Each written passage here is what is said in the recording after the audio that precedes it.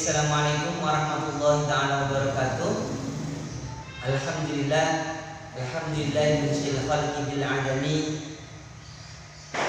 Summa salatu wassalamu ala al-muhtari fil kidami wal habibul ladzi turja syafa'atuhu li kulli haulin minal ahwali tahmi amma ba'du. Buat anak-anakku semuanya, bagaimana kabar kalian? Alhamdulillah, luar biasa, tetap semangat, Allahu Akbar. Oke. Baik, anak-anakku semuanya, alhamdulillah pada hari ini kita masih diberikan oleh Allah untuk bisa bertemu lagi dalam pembelajaran online dengan materi hadis ya. Untuk materi kali ini Pak Niam akan menjelaskan tentang hadis, yaitu iman yang paling utama yang minggu lalu sudah kita pelajari, yaitu yang berbunyi afdhalul imani as-sabru was-samahatu rawahu ad-Dailami, yang artinya paling utama-utamanya iman adalah sabar dan memaafkan. Hadis riwayat ad-Dailami. Nah, mungkin pada pertemuan yang lalu atau minggu kemarin Pak Niam tidak menyampaikan banyak tentang hadis ini, yaitu cuma hanya memberikan arti per kata, kemudian kalian tulis, dan kemudian materi-materi yang lain saja tanpa memberikan penjelasan. Nah, untuk pertemuan kali ini Pak Niam akan memberikan penjelasan mengenai tentang hadis dari iman yang paling utama buat anak-anakku semuanya. Namun sebelum kita menuju ke inti dari pembahasan kita yaitu iman yang paling utama, terlebih dahulu kita harus tahu apa sih pengertian iman itu, Pak Niam. Seperti itu ya. Jadi iman itu kalau menurut sebagian ulama dinyatakan yaitu al-iman huwa al-iqraru bil lisan wa tasdiqu bil qalbi wa af'alun bil arkan. Yang artinya iman adalah ikrar dengan lisan atau perkataan dengan lisan, kemudian membenarkan dengan hati, dan menjalankan dengan anggota tubuh. Nah, ini yang disebut dengan yang namanya iman. Jadi komponen iman itu ada tiga, ya. Komponen iman itu ada tiga.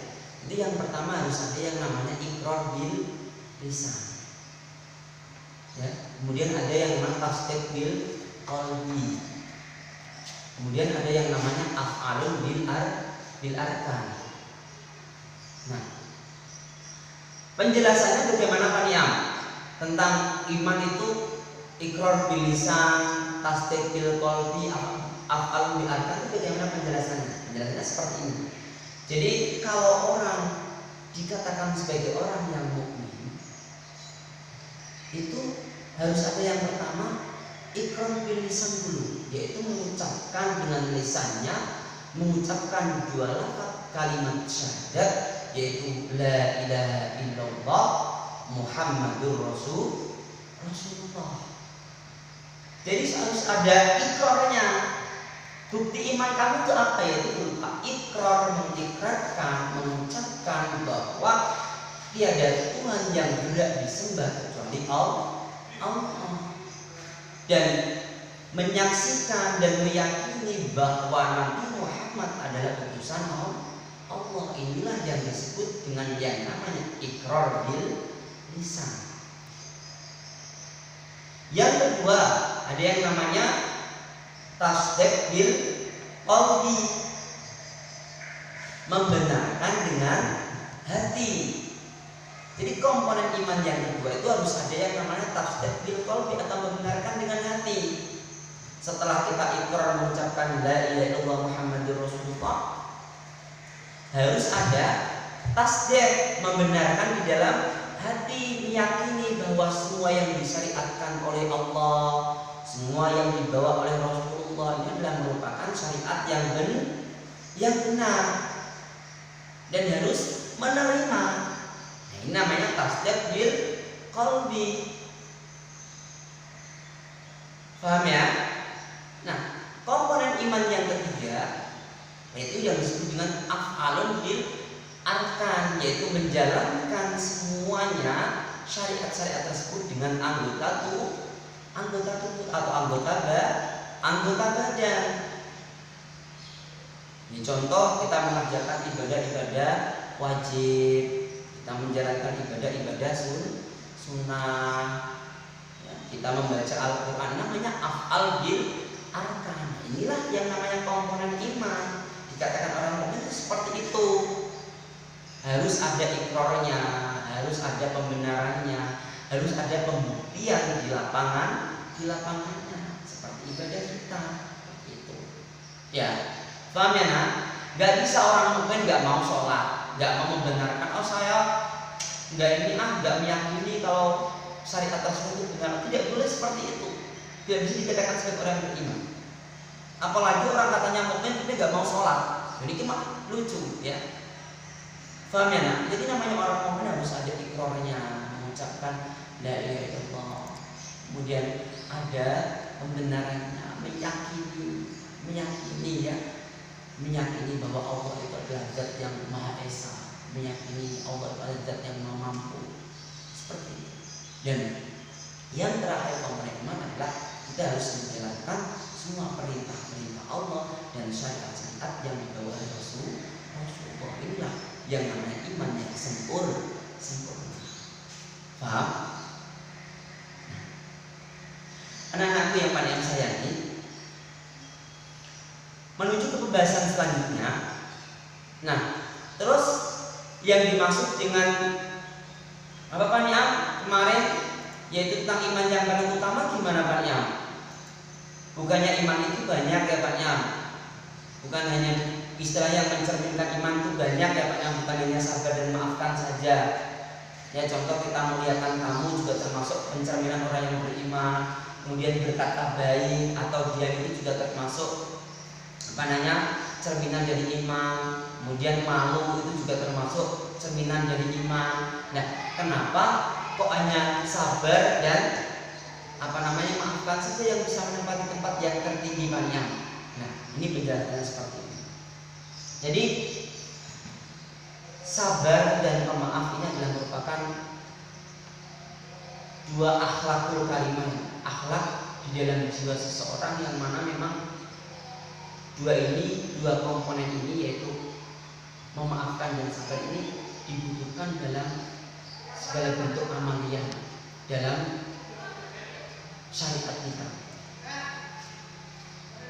Bahkan kemaslahatan agama pun itu dibutuhkan yang namanya sifat sabar dan memaafkan atau legowo. Nah, kok bisa Pak Niam? Iya, kita lihat sendiri ya. Arti sabar itu apa Niam? Kalau dalam sebuah kitab menyatakan bahwa sabar, yang namanya sabar adalah qadsun nafsi, yaitu menahan diri, menahan jiwa, waman uha, dan juga mencegah emosi atau mencegah diri. Nah, kalau melihat pengertian sabar adalah menahan diri, kemudian waman uha dan juga mencegah diri, ini berarti dalam kita beribadah pun dibutuhkan semua seperti itu. Nah, dalam segala aspek kita butuh yang namanya qadsun nafsi. Contoh, kita mau beribadah, jangan, kalau kita mau beribadah, contoh kita mau sholat, kadang ada banyak godaan di samping kita. Ada yang lagi nonton TV, ada yang lagi main. Nah, kalau kita nggak punya sifat sabar, nggak punya sifat menahan diri, kita akan ikut sholatnya nanti. Tapi karena kita punya sifat sabar, kita bisa menahan diri kita, maka akhirnya kita tangguhkan perkara dunia, kita menuju beranjak ke perkara akhirat, yaitu sholat. Faham? Dan perkara juga banyak, tidak hanya ibadah saja. Ya, contoh dalam hal apapun, kita misal di jalan, ada sesuatu yang tidak baik, kalau kita nggak punya pengendalian diri yaitu berupa sabar, kita pasti akan belok. Oh itu ada tempat maksiat, kita belok saja. Tapi karena kita punya pengendalian diri yang bagus, punya sifat sabar, akhirnya kita nggak jadi belok. Karena kita bisa menahan. Ya, paham ya? Contoh kecil kalian dalam menghafalkan mata pelajaran atau Al-Quran. Ya, awalnya kita malas, mau ngafalin targetannya misal 3 atau 4 ayat. Tapi karena kita punya sifat sabar, akhirnya kita bisa menahan nafsu itu, mengalahkan ego itu. Akhirnya kita menjadi orang yang menghafalkan. Nah, ini dibutuhkan yang namanya sifat sabar. Paham ya? Oke. Terus kemudian as-samahah. As-samahah itu berasal dari mana katanya adalah as-suhulah, al-yusr dan as-salasah, yang artinya adalah gampang, mudah dan lunak. Nah, jadi orang kok punya hati samaha, orangnya pasti enakan diajak apapun. Ayo diajak sekolah, yuk misalkan sekolah berangkat, hatinya legowo, hatinya longgar, hatinya enak, hatinya enggak berat. Ada berkumandang diajak sholat karena hatinya dia adalah hati yang gampang, ya dia segera berangkat, bisa, tidak bundel, tidak loyo, seperti itu. Dan apapun contoh beramalnya, contoh di sekolah kita yang diajarkan beramal setiap pagi, ya ketika teman kita itu membawa kantong tersebut dikelilingkan, kalau hati kita ini hati yang longgar, hati yang legowo, maka insya Allah kita akan mudah untuk mengeluarkan uang sebagian harta kita untuk berinfak atau beramal di sekolah kita. Paham ya? Nah, maka inilah kenapa sampai hadis riwayat Imam Bailaqi menyatakan bahwa iman yang paling utama yang dimiliki oleh manusia adalah as-sabru was-samahah. Ternyata seperti itu. Hampir semua elemen dalam istilahnya, hampir semua yang disyariatkan oleh Allah untuk kita jalankan harus menunjukkan yang namanya sifat sabar dan samahah. Ya, paham ya? Maka dalam hal ini sudah jelas kenapa kok sampai iman yang paling utama dalam riwayat Imam Bailaqi dikatakan sebagai adalah sabar dan samahah atau pemaaf. Seperti itu penjelasan. Ya, maka harapannya kita semua semoga dianugerahi oleh Allah sifat sabar dan sifat pemaaf atau sifat longgar hati dan seperti itu, atau jiwa yang lapang seperti itu. Ya, paham ya? Amin Allahumma amin. Buat anak-anakku semuanya. Terus faedahnya apa nih? Keutamaan sabar dalam Islam itu apa sih Pak? Oh, banyak sekali ya. Keutamaan sabar dalam dalam Islam itu banyak sekali. Nah, contohnya ya, mungkin kita sering mendengar bahwa dalam Al-Quran kan kita banyak ya, innallaha ma'as-sabirin. Jadi keutamaan sabar yang pertama adalah Allah akan bersama orang-orang yang sabar. Jadi saking sayangnya Allah kepada orang yang sabar sehingga Allah akan membarengi. Jadi kalian ketika punya sifat sabar gak usah takut, karena Allah akan bersama kita, akan bersama orang-orang yang sabar. Ya, contoh kalian susah menghafalkan, tapi karena kalian mau sabar untuk menghafalkan, telaten untuk menghafalkan, maka insya Allah akan bersama kita. Lama-lama Allah akan memberikan atau membuka hati kita, pikiran kita, sehingga kita dimudahkan Allah untuk menghafalkan. Amin Allahumma amin. Utamanya yang kedua, sabar, yaitu akan menjadi ladang pahala. Jelas ya. Kalau kalian mendengarkan penjelasan Pak di awal, jelas yang namanya dalam ibadah itu, dalam kita menjalankan perintah, kita meninggalkan perintah, kita beramal, bersedekah, membutuhkan yang namanya sifat sabar. Pasti ketika kita bisa menjalankan perintah, mendapatkan pahala. Kita bisa bersedekah, mendapatkan pahala. Kita kita meninggalkan maksiat mendapatkan pahalanya, pasti jelas sabar itu merupakan ladang pahala tanpa batas.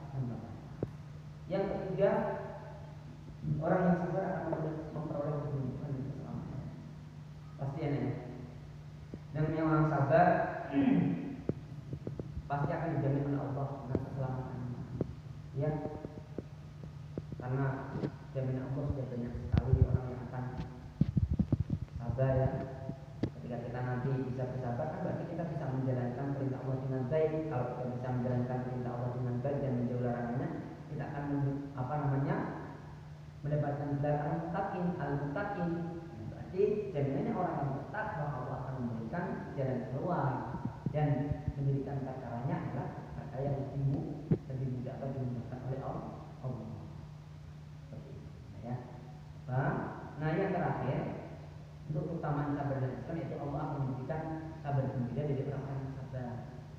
Jadi setelah Allah menjamin Allah akan bersama orang-orang yang sabar, kemudian keutamaan sabar yang kedua adalah merupakan ladang pahala tanpa batas. Kemudian yang ketiga akan memperoleh keberuntungan dan keselamatan.